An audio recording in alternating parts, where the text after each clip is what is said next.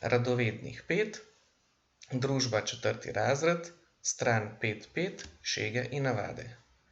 Šege in navade so nematerialna kulturna dediščina. Ne moremo je utipati. Navade so tista dejanja, ki jih ali vsak dan ali pa ob določenih priložnostih počnemo.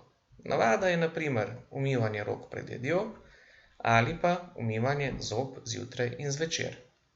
Navade nam privzgojijo starši, vzgojitelji v vrtcu, učitelji in drugi ljudje, s katerimi se srečujemo v življenju. Običajno jih pridobimo že v otroštvu. Šege pa so vedenje ljudi ob določenih praznikih, posebnih dogodkih. Z njimi si popestrimo praznovanje. Navada na poroki je, da torto prva razrežeta mladoporočenca in to z rokami skupaj. Potem najprej postrežeta drug drugemu in kasneje ostalim gostom oziroma svatom. Navada ob božiču in novem letu je, da se družina zbere skupaj, da se kaj dobrega poje in popije in pogovori o dogodkih iz prejšnjega leta. Zraven spada tudi okrašena smreka in jaslice. K nam prihajajo v zadnjih letih tudi navade iz drugih dežel, ki jih prej nismo poznali. To sta na primer Noč čarovnic in Valentinovo. Po drugi strani pa imamo zelo stare navade v Sloveniji, na primer v Beli krajini je tak primer jurjevanje. Eden od mladih ljudi se obleče v zelenega jurja, ostali v narodne noše in hodijo po vasi od hiše do hiše. Pri vsaki hiši nad vrata zataknejo zeleno brezovo vejico.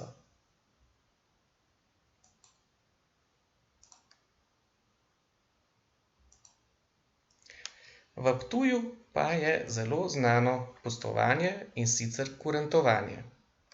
Kurent je maškara, ki je zelo strašna.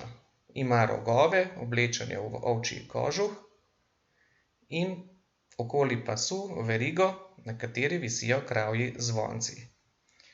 Grozen je zaradi tega in tudi zelo glasen, ker so ljudje v preteklosti verjeli, da ta maska odganja zimo in privablja pomlad.